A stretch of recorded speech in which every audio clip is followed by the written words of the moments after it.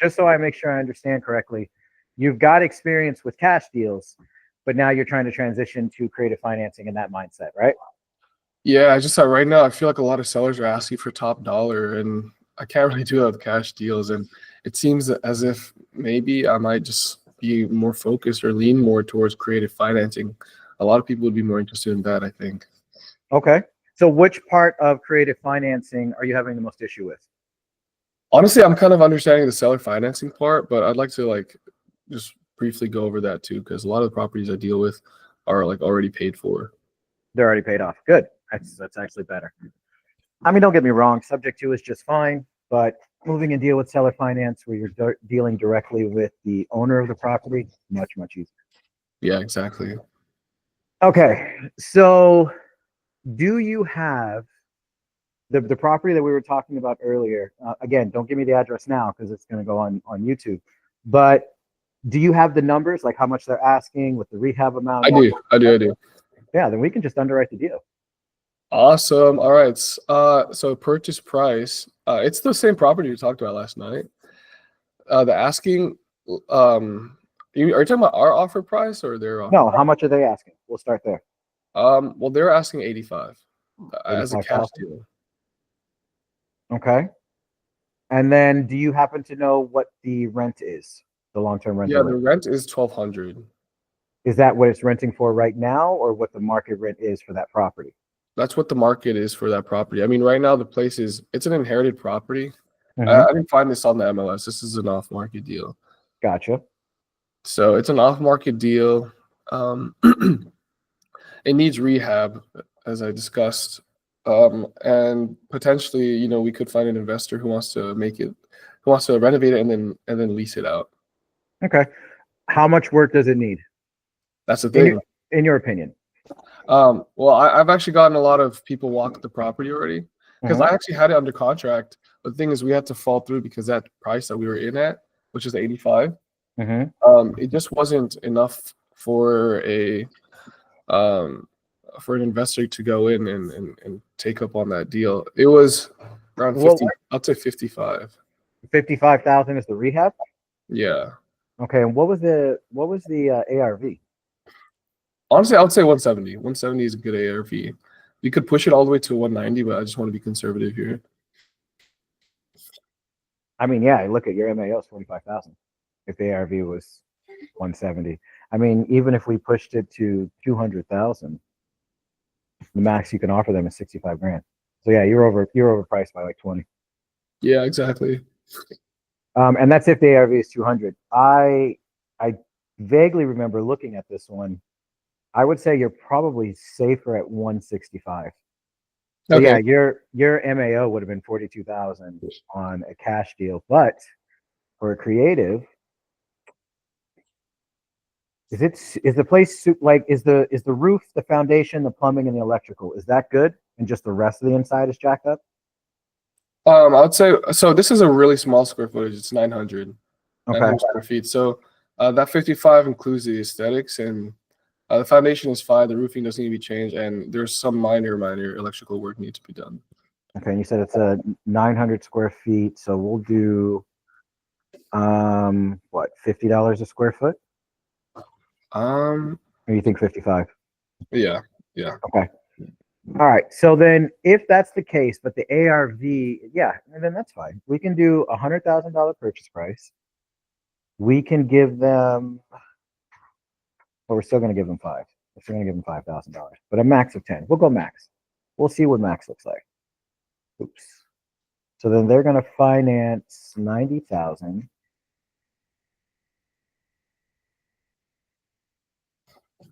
We're going to give them a max of $10,000 down. And let's see what this comes out to. Do you happen to know what the taxes and insurance are? Ballpark range was for tax. This is yearly or monthly? What is this? Yearly. Great. Here, let me pull it up. Actually, I did the underwriting on this. Let's just say yearly taxes, I believe, for this property was let's just say 1,200 for that, and then 1,200 also for the insurance. I forgot what the exact numbers are, but or do you think we could run? We'll do that. I'm gonna look it up to double check it. I'm just kind of working off of Okay. what I've got. Okay. Can you DM me the address? Sure thing. All right. So as it stands right now, if these taxes and insurance are okay. All right. So that'll work.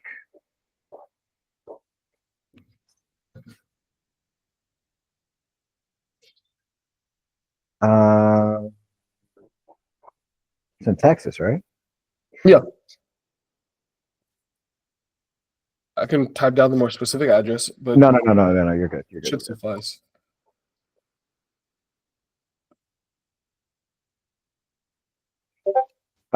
Is it street or drive? It's nothing. That's the thing. It's just Oh, yeah. okay. Literally, just I'll retype it here. No. Hold on. It's okay.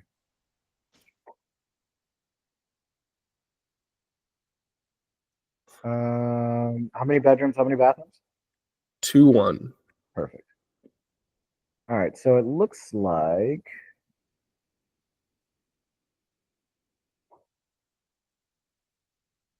no, taxes was 49, about $5,000, 49,000, or I'm sorry, $4,975. The taxes? Yeah, that's what I got. Yeah, that's probably right. Honestly, I forgot what it was.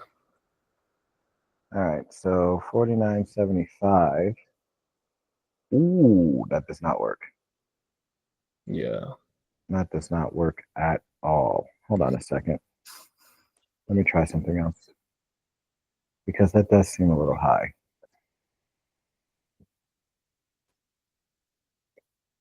Give me a second.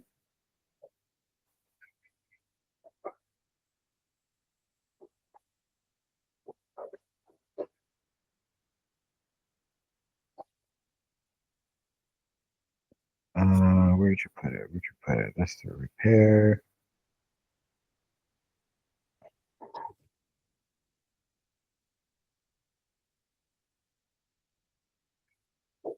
Yeah, 49.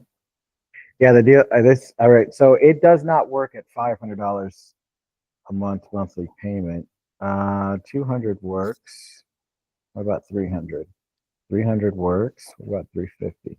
What's 350 the works. range you're looking for that cash on cash?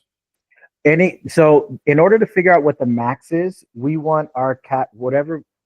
In order to figure out what the max payment that we can give, we want our cash on cash return no less than 10%. So if I Uh, go 400, I'm at 8. If I go 375, 10.29. So my max is 300, or your max is $375 a month under these terms. okay. So I would say your best bet to make it good for the seller and attractive enough for the buyer, you're probably looking at about $300 a month. So your offer to the seller would be, hey, Mr. and Mrs. Seller, I know we had you under contract for, $85,000. What I'm willing to do is I'm willing to switch this over to creative financing. The way that that'll work is instead of an $85,000 purchase price, you're actually going to get $100,000 purchase price. We'll give you $10,000 cash in your pocket at closing, and we'll give you positive cash flow of 350 or $300 a month, and we can get you paid. Excuse me, we can get you paid off fully in about 10 years. Can you make that work? Okay.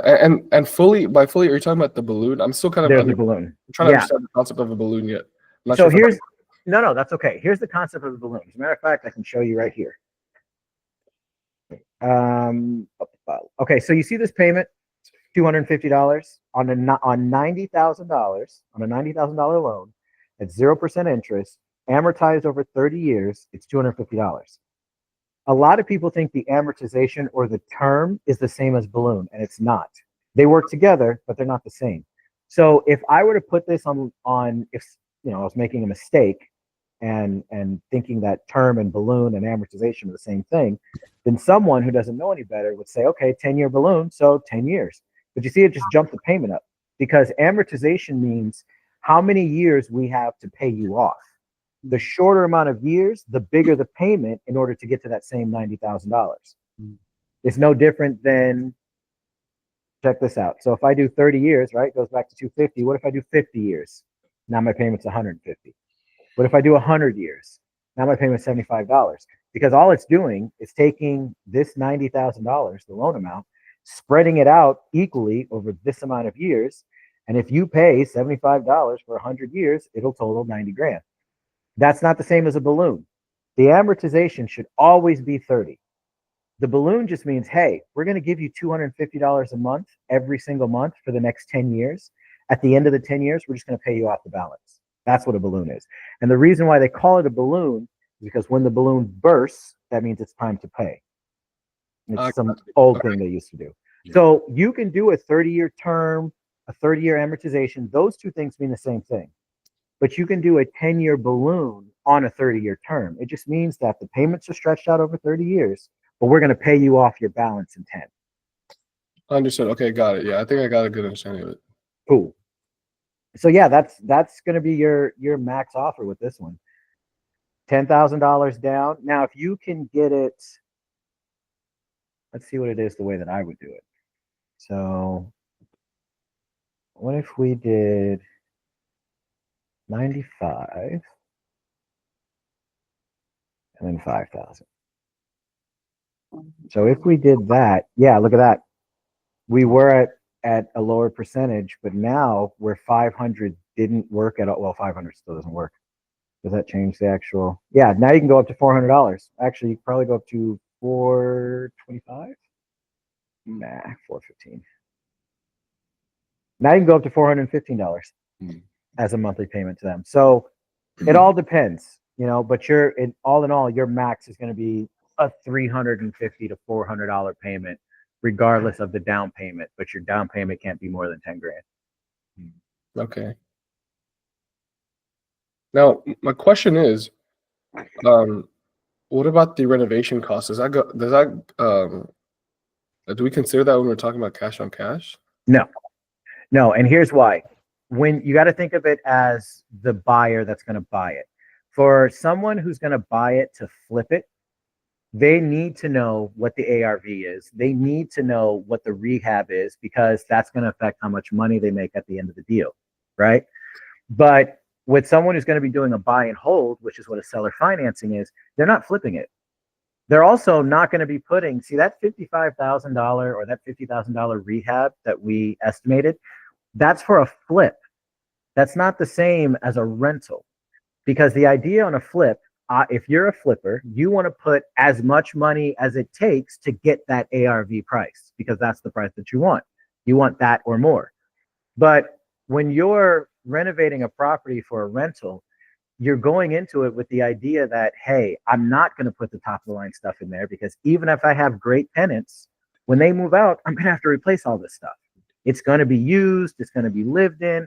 I'm going to have to change the carpets. I'm going to have to change the flooring. I'm going to have to paint. I may have to change the water heater, the appliances, but you're not going to put the top of the line water heater or the top of the line appliances, because the idea is you're just going to have to do it again once those tenants move out, which could be a year from now.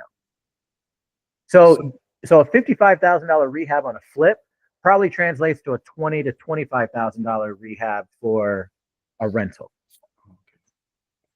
Okay, got it. So even that, with that 25, we shouldn't consider that part of our cash on cash. No, because the cash on cash return, all that means is how much money is the investor going to be making off of their investment and how fast. Because they're buying and holding. Their biggest thing is the cash flow. The more money, like this deal, for example, if I go back to the seller financing tab, this buyer, if someone buys this deal under these terms, they're going to be making $1,800 a year on this property. Mm-hmm. If I'm able to, let's say you were able to get this to back down to that 300. Now they're going to be making $3,185 a year on this property. And that's just the first year, because remember, the rental rates go up every year. Mm-hmm. So this year they'll be making $3,100. Next year it could be $3,300, $3,500. Then the next year it's more. Then the next year it's more. Mm-hmm. Gotcha. So you're not factoring in rehab. Now, granted, you don't want to, let's say this property is worth $165,000, $170,000. but it needs $100,000 worth of work, then I'm not offering the seller more than what they're asking. I'm going to be offering them less because we don't want to make the investor upside down on the property either. And what I mean by that is you don't want to have them buy the property. It's worth 165. They bought it from you for $75,000. 65 goes to the seller. $10,000 goes to you. So they're already in $70,000, including closing costs. Then they got to put 100 into it. They got to wait 1 to 3 months for the rehab to be done before they see $1. That's not a very attractive deal to a buyer. Okay. So would you think that these numbers would be enticing to a buyer? It would. Yes, if you could get this deal at $100,000 purchase price with $5,000 down and $300 a month to the seller, you're at an 18.5 cash on cash return. That's absolutely good for an investor. I think an investor would take this deal down, no problem. Okay. One thing that I'm a little confused by is that purchase price, the inputs and the purchase price. It says here 110,000. Is that included with the? Is that because of our assignment fee that it's 110,000 or? Yeah. Because if you notice, we had $100,000 purchase price here, and then we added our assignment fee here. So for the buyer, which is what all of this entire page is covering, but for the immediate part for the buyer, it looks their total purchase price is $110,000. They're still financing the $95,000. They're going to be paying $300 a month. So for them to buy this property, they have to come in with an entry fee and closing costs. The entry fee is comprised of our assignment fee, 10 grand, and then the $5,000 is going to the seller, and then $2,200 for closing costs. Okay, I gotcha. And essentially, if I were to break down the deal, this is what I'd break down to the buyer. Correct. Okay, gotcha. And so this is as for long-term rentals. I'm hearing about the Section 8 exit strategy to propose to buyers. How would you go about finding the rental rate for that? Because I was going by Zillow rates, properties, and that's really just how I comp what I should list mine for rent. How would I go about for Section 8 rentals? You can go to the HUD website, hud.gov. Okay, gotcha. And then you can put in the address, and it'll tell you, how much the government or the city or HUD, however you want to word it, is paying for the property and monthly rent. And then depending on the area, you could charge more than what HUD is paying, and the part that HUD is paying is just a guaranteed amount. Okay, I gotcha. So for example, let's say this property here, let's say it was a good Section 8 area, then let's say Section 8 was paying, you said the rent was $1,200 long-term rent, right? Let's say that HUD was paying the owner of the property $1,000 a month. So what would happen is the tenant that moves in would only really be responsible for $200 a month. And if that $200 a month doesn't come in, let's say the tenant doesn't pay, the buyer's still getting the majority of their monthly rent from the city or from HUD, which is that $1,000. That's why Section 8s are sought after, because the rent's guaranteed. It doesn't really matter if the tenant doesn't pay the rent or not. It's not coming from the tenant primarily. It's coming from HUD. Okay, I gotcha. Do you think that we could? Okay, I have a pretty good understanding of self-financing now. I understand what kind of makes something enticing and what makes it unenticing. Do you think we could run by a sub 2? Sure. That one is a little bit more complicated because I know there's more factors into that. It's actually a little bit less. Is it? Okay. Yeah, because with a seller finance, you have to negotiate the monthly payment, the $300 a month. You have to negotiate, well, what if they want interest, all that stuff. With a subject to, it's very simple. What's your mortgage balance? I will give you at most 10% of that, and then you just walk away. There's no monthly payment. Okay, because I got another property here that I'll shoot you with the information. Oh, I don't need the address. If it's just a No, I got the information for you. All right, go for it. What's the mortgage balance? So the mortgage balance is 175. Okay. The PITI. See, this is where I'm getting a little confused. Well, I know his principal and interest was. His principal and interest was just $767 a month. So are you looking it up on like PropStream or Bachelor? No. This is literally what he told me. It's another off-market property. Oh, gotcha. Okay. So I'll do that yearly for you. That's. Oh no. Hold on. And I'm actually glad you said that. When you're on the inputs page, it's monthly numbers. Oh, okay. But when you're on the taxes, insurance, and HOA for the actual breakdown, those are yearly numbers. Okay, I got you. So So what's you the monthly PI? the monthly PI 767. Okay. And then do you have the taxes? Yeah. Taxes 685. He's paying a lot in taxes, to be honest. Wait, is that a month or is that a year? That's a month. Oh, yeah, that is a lot. What'd you say? 658? 685. Oh, 685. And then Okay. insurance is 190. All right. So he's paying 1640. Or 1642. What's his interest rate? 3.7 hold up. 3.25. Oh, that's a good one. All right. I will give you your max numbers and then you can negotiate from there. Do you know the rent? The rent was 22. All right. So this is all you have to put in for a subject to. You need the balance, the monthly mortgage rate, the interest rate, how much the cash to seller is, your assignment fee, and then the rent. And then if you click on sub 2 down here, you don't have to worry about taxes because we built it into the payment. 1642 is what it was. So do you have to adjust it? It seems like it's not. I do because my calculator is different. So you guys' calculator will just tell you the numbers.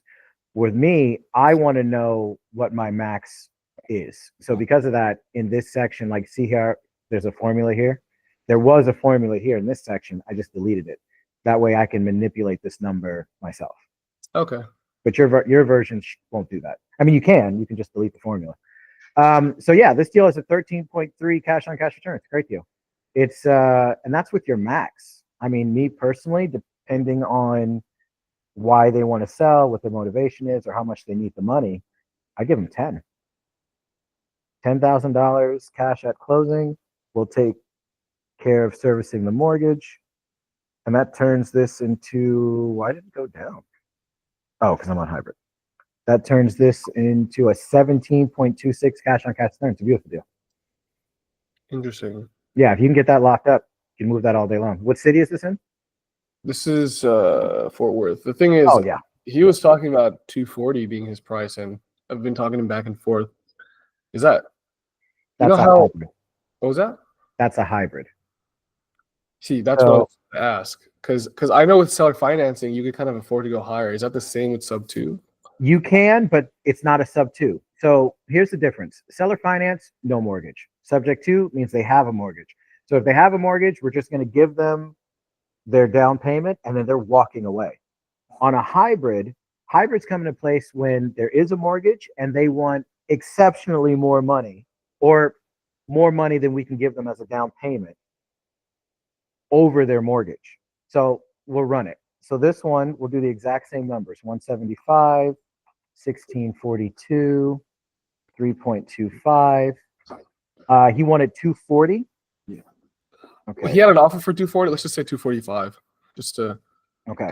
go a little higher. So I'm going to do 220. So I'm going to do 25. So we'll do $250,000 purchase price. We're going to subtract the mortgage balance, which is 175,000. Then we're going to subtract the down payment, which is 25,000. That leaves a seller finance amount of 50 grand. Did you follow me on that? I'm sorry, run that back one more time, please. So in order to figure out what the seller financing amount is, the math is you take the total purchase price. In this case, I did 250,000 minus the mortgage balance, which is 175,000, and then minus the down payment. So all that's left over is 50 grand, and that's how much he's seller financing. Okay, gotcha. So, all right. So, and then we got to figure out what we're going to be giving him. So we have 1642, and then we'll do, what's 100 look like? Oh yeah, this deal doesn't work as a hybrid. It doesn't work as a hybrid at all. And here's why. So let's say we give him $100 a month, right? And the reason why it doesn't work, hybrids are difficult because not only do you have to have a good enough cash on cash return to support the mortgage payment? But you have to have a good enough cash on cash return or enough cash flow coming in to support the payment that goes to the seller. See, when you do a subject to, the buyer, the investor, whatever you want to word it, they're only paying this, the mortgage payment. So whatever the difference is from the rent, they get to keep. And a seller finance, same thing. They're only paying this monthly payment. And then whatever the difference is from the rent, they get to keep. With a hybrid, they have to pay the monthly mortgage payment and the money to the seller. And then whatever's left, they get to keep. So in this situation, all that's left with $100 a month payment going to the seller and a $1,600 a month payment going to the mortgage company, it's a 7% cash on cash return, which is not high enough. The threshold is a minimum of 10. I gotcha. Okay, and this is assuming that we're just going for a long-term rental. This could be different if we were to do a short-term Oh yeah, absolutely. If it works as a short-term rental, you would have to, let me see, you would have to have obviously more than $2,200 because we know that doesn't work. And we also know that based off of this, we're like 3% off from the minimum. So even if I were to go to probably 2650, now I'm assuming this number, I haven't looked it up yet. But if I find out that it's 2650, oh yeah, no, that's even worse. That's right, because of the extra expenses. So in order for this deal to work, what about 3,500? Okay, so that's a little too high. What about 3,000? Okay, so that's a little bit more reasonable. So you would have to have this be a short-term rental that's bringing in at least $3,000 a month in order to have a shot. And even then, that's only $100 a month in money going, positive cash flow going to the seller. I mean, even if we kicked it up to 200, yeah, deal's done. It's 975 or 979 cash on cash return. So yeah, you would have to have this probably at 3,500 in order for it to be beneficial to, because we would give them 5. Yeah. Excuse me. Then it would work. So you would need at least a $3,500 monthly income for a short-term rental in order for this deal to work. And just so you know, the only reason the deal doesn't work, there's a caveat to that. I'll explain that at the end. The only reason the deal doesn't work is because of what the monthly payment is to the mortgage versus what the long-term rental is. Yeah. Do you want to double check on the taxes? Sure. Double check on the taxes. Text. I'll give you the address. Yeah, DM it to me.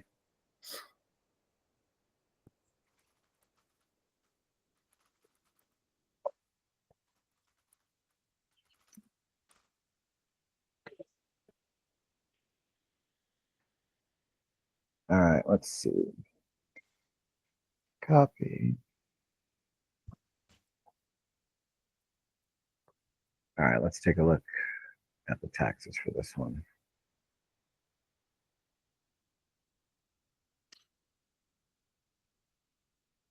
That did not come up. Hold on.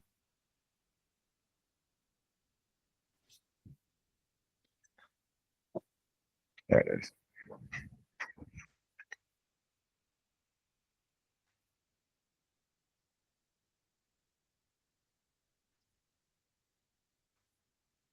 All right, so taxes. Oh yeah, I've got $8,200 for taxes for 2024. 82. Yeah, that's about right. That's 685. Yeah, that's right. So again, the problem is the PITI versus the rental rate. So the only way this would work, you would have to run it on like AirDNA. And here's what I would do. I would run it on AirDNA and then I would max all these numbers out just to be on the safe side. So if I did that, yeah, these are only halved.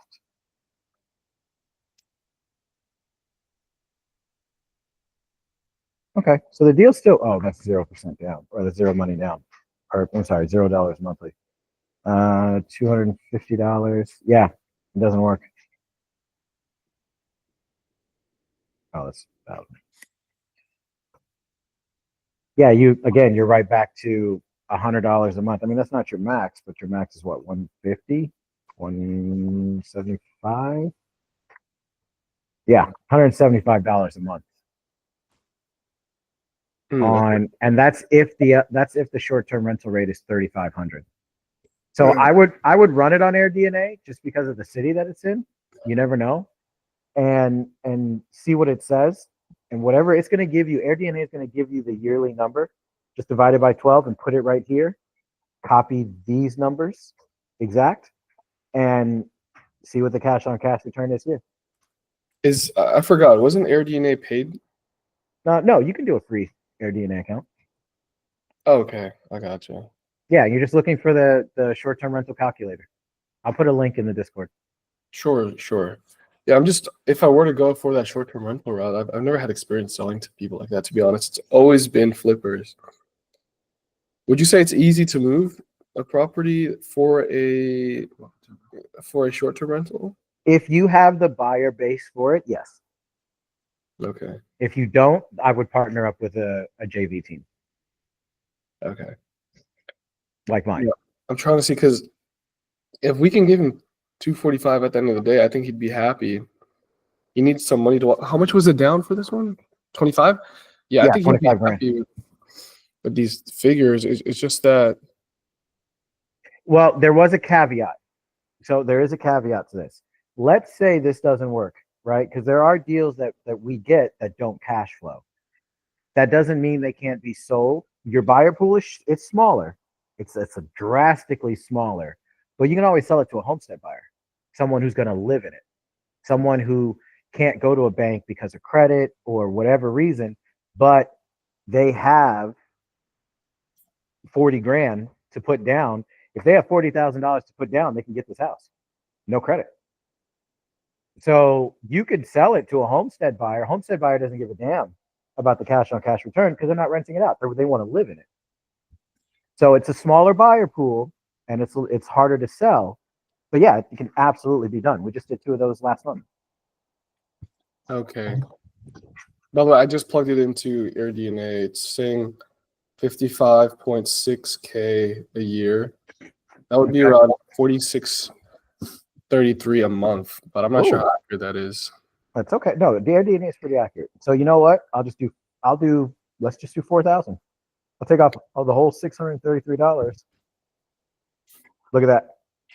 So it works as a short-term rental. Well, that's giving him 175, or the seller $175 a month. What if we gave him 5? Yeah. So that would be my offer. Hey, I'll give you $25,000 cash in your pocket at closing and $500 a month.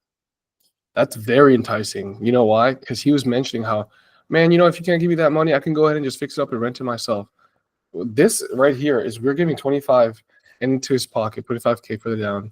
We're paying for his mortgage. On top of that, $500 is how much you would make on a normal rental anyway. Exactly. And this will all be positive cash flow because he doesn't have to worry about taxes. He doesn't have to worry about repairs, vacancies, maintenance, nothing, because he doesn't own the property anymore. We do. That's really good. That's really this looks really good, but my only concern, and I think it's something I'll learn eventually, is just to find the right buyer pool for this. And obviously you guys have resources that I can use. This is awesome. You can always JV the deal with us. That's what I recommend. New people who have no experience, even people that like you've got experience, but your buyers are cash buyers or flippers. They're not gonna, really be open to. I mean, they might, but probably not. So yeah, you got to partner up with someone that's got those short-term investors or those homestead buyers. And like I said, we do. It doesn't matter if you use my team or not. I mean, obviously, I want you to, but as long as you're using a reputable team, you talk to them and say, hey, do you have access to homestead buyers? Do you have access to short-term rental buyers in this city? If they say yes, cool. Send them the deal. Let them push it. Sounds good. Hell, you can send it to 2 disposition teams at once. Whoever speeds the deal, whoever gets it first gets the fee that goes along with it. This is very, very interesting, man. And another thing is, like, if I were to structure it onto a contract, because I have a normal purchase and sales agreement and I have a normal assignment of contract agreement, do I just put these terms into the clause, or is there a specific contract that I need for this? If this one, so you're going to need a subject to contract. So, which is basically a normal contract with the subject to addendums and addendums on it, and the seller acknowledgments. So we have that. If you need it, all you'd have to do is go to the submit your deal channel. There's a link to request a contract. And then what you would do is just put the terms of the deal in the additional terms section. And then we send out the contract for you. It goes to you first. And then once you sign it, it'll automatically go to the seller. So you can call them, follow up, and get it signed over the phone. Okay. And would this be considered like an automatic JV or submission? No, no. I mean, I don't do anything automatic. I don't make assumptions. If you want to, we can send a contract out for you without requiring you to JV with us. We're not like that. You know, if you don't have the contract, you don't have the contract. We're not going to hold it hostage. But if you do end up wanting to JV with us, there's a disposition form that you're going to have to fill out. You email it to me. We create your dispo material and then push it on all our platforms with my team. Okay, because I was just wondering if I could also just for learning's sake, read through the actual contract too before sending it to the seller. Is there a way to do that? Yeah, you get it first. Oh, we get it for okay. Yeah, and so because technically you're the buyer. So if you submit that form, that link, and we're sending out a contract for you, it's going to go to you first because you have to sign it because this is an offer to purchase. So yeah, you'll get to look through it, read the clauses, read everything, and then once you sign it, it'll automatically go to the seller. Okay, gotcha. That sounds amazing, Sean. Honestly, thank you so much. This is so eye-opening. It's just been so slow with cash offers. I don't go for the conventional MLS route that I know a lot of you and the other people in Discord go through. Actually, I have a PPL service that I use, and I have a bunch of leads that are asking for too much, and I want to see how I can hit them again with this new strategy. See how many I can try to close with that. Have you guys ever had any success with PPL, or are you guys just mainly using MLS? You know what? Ask me that question in a month because one of my second generation graduates from my team just started doing that last week, and we're helping him with those. So I'll have a more accurate answer for you in like a month. Let me get some data to back it up. Awesome. Speaking of, I know you said you guys were updating the in terms of the actual calculator, the Deal Sniper, the Section 8. That's still not really ready to go, right? It's ready in market. So we obviously tailored it because people are like, hey, when is this going to come out? When's it going to come out? So we wanted to get Deal Sniper out as soon as possible. So what we did was we focused on getting the markets that are really predominant for Section 8. We got those up first. And then all the ones that, yeah, they have Section 8, but it's not really huge or popular in these markets, those are just taking a little longer to get all the data in. That's all. Okay, I gotcha. And so if before I send out any offer using the creative financial offer on Deal Sniper, I should obviously plug it into. Seems like I should plug it into this. What is this? This Excel that we're looking at. Deal Machine? No. Deal Machine. So I teach people. Like an automatic thing. No. I teach people how to do that, and you're right. It is good practice to make sure that the deal works before you send it out. However, the deal works with Deal Sniper. The only thing that you need to do with Deal Sniper before you send it out is round off and clean up your numbers. Don't send out an offer where the purchase price is $237.227. It's $277,380.12. Don't do that. Just round it off. People like easy. People's eyes like easy. And the easiest thing for people to wrap their head around when it comes to numbers is 5s and 10s. So just make sure your offer is a multiple of 5 or 10. Mm-hmm. If they say offered $287,000, just do $285. The down payment $16,027. No, just do $15,000. And if you change it in Deal Sniper, going from the top down, purchase price to down payment, it'll clean up all the rest of the numbers for you. See, that's the thing. When I'm putting it into Deal Sniper, it's giving us a much different number. Purchase price being like $150. The rent is right. hold on. The taxes are right. I can screenshot it for you if you'd like. No, that's okay. I'm gonna do one. Let's do. Let me grab an address really quick. This one. No. I'm just saying the numbers that we have on Deal Machine is much more frugal compared Well, that's to. because I'm the one. So it's being underwritten by a person, and Deal Sniper is a machine. So it's basic. I mean, I'm not trying to downplay it at all. It's a absolutely wonderful tool, but when you get down to the nuts and bolts of it, it's just a calculator. Mhm. It's a calculator. So if I put this address in, and what, just so I can show you what I was talking about, they have the price listed at 391.6, which is also stupid. Just listed for 392,000. If we don't know if there's a mortgage, yeah, look at this offer, $427,900. I'm not doing that. Just 425. Mhm. You know, and then same thing with this seller financed amount, 395, 250. No, just 395. And then if you notice, the only other number you have to clean up is the monthly payment. Look at that, $1,104.24. No, just $1,000. And then that's it. Look how much cleaner that is versus what it was. So purchase Mhm. for 700. Okay, I got you. And then if you wanted to obviously purchase to the buyer, you'd have to find out what the cash on cash is with this. There's no are you guys thinking of adding like a cash on cash thing at the bottom later, or like an We auto? are, yeah. We're also thinking about adding term breakdown and having that included in here. There's a lot of features that we're thinking about adding to make this just as literally dumbed down and easy as possible for people to get offers out, because that's the main thing. You're going to do, I want people to watch my YouTube channel. I want people to watch my videos. I want people to ask me questions. But at the end of the day, the absolute best training you're going to get is talking to realtors and sellers after you've already sent them an offer. Yeah, of course. So this will always give you a movable cash on cash return. As a matter of fact, I think this is set at like 45% of the rent is what this offer is going to be. So the cash on cash return should be at least 12% on every deal.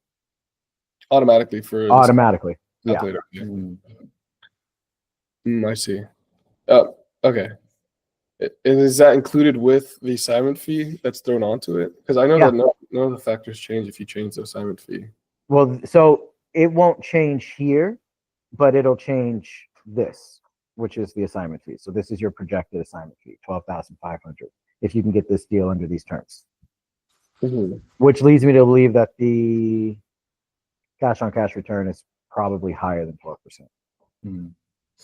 Okay, gotcha. That is amazing, honestly. Thank you so much, Sean. I've learned so much. I can't wait to look back at this. Will this will be posted, right? Yeah. This will get rendered and uploaded by tomorrow morning. And then all the ones that were done Monday and yesterday, those are already on the channel. So just basically this, people asking questions, and everyone's got different questions. Some of the questions repeat, some of the like this is the fourth time I've underwritten, a deal on, and that's fine, because repetition is going to be one of those things that'll help get it in your head. So yeah, this will be uploaded. I'll tag you in it as soon as it's uploaded in the Discord. So if you want to watch it, and if you have any other questions, shoot me a message and let me know. All righty. All right. Well, thank you so much, Sean. Like, honestly, this means so much to me. I love this community so far. Deal Sniper has been amazing. The community has been amazing. So I look forward. I'll keep you guys posted on how this deal goes. Yeah, let me know. And then anything moving forward, if you get, and I tell this to everyone, if you get someone that responds to your letter in a positive way, and they're like, hey, I'm going to call you, just call me before. Or shoot me a message. I'll tell you, like, there's no way for me to tell you exactly what they're going to say. There's a million and one things a realtor can say, but I can give you some of the basics. And then I always recommend record that phone call when you're talking to the seller and then send it to me. I'll critique it. I'll say, hey, next time say this, say that. And the most important thing is that while I want all of you guys to close deals, and I really do, I really want all you guys to make as much money as you want. On top of that, I want you guys to get it understood that Not everything is a deal. And what I mean by that is just because someone responds positively to an offer that you send out, and you're getting on the phone with them, even if you botch it, completely botch it, say the wrong thing. As of yesterday, there was 1.59 million properties listed in the United States. The leads are basically unlimited. So don't fall into the analysis paralysis thing. Oh, I need to know everything about this before I send out an offer. No, just send out offers. Send out offers, send out offers, send out offers. And when people respond positively, let me know. We'll run you through it. And then we'll run you through every single step from the people that want to proceed with your offer as well, all the way down to dispo. Just go for it.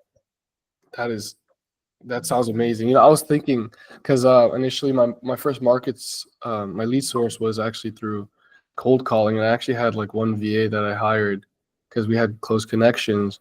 Like it'd be awesome if I could kind of get him into this too, because while I'm doing the PPL, he can kind of work on this on the side. Yeah, I mean, absolutely. The more, the better. Awesome, man. Sean, thank you so much once again. I'll keep you posted for sure. I'll let you know how everything goes, good or bad. Yeah, let me know. Keep me posted and let me know if you have any other questions. And then don't forget trainings tonight at 6 if you can make it. If not, it'll be recorded and uploaded tomorrow. Sure. Is that going to be on the Discord? Like, how do we do it? So there's going to be two things. There's one, and I'm testing it out. I don't know if it's going to work or not. I'm not too familiar with, YouTube and things like that. But there's two links. One link would be for the YouTube Live if you want to just watch and follow along. The other link, and the link that I'm assuming everybody's going to use, unless I did set this up right, is going to be like this. It'll be a Google Meet link. Everyone will be here. We're going to record it and then go through everything.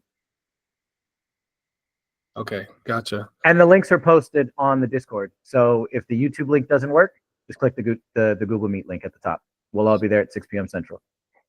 Sounds like a plan. All right. I'll be there, Sean. Thank you so Cool much. deal. Not a problem, man. Have a good day. All right, you too. Bye-bye. See ya.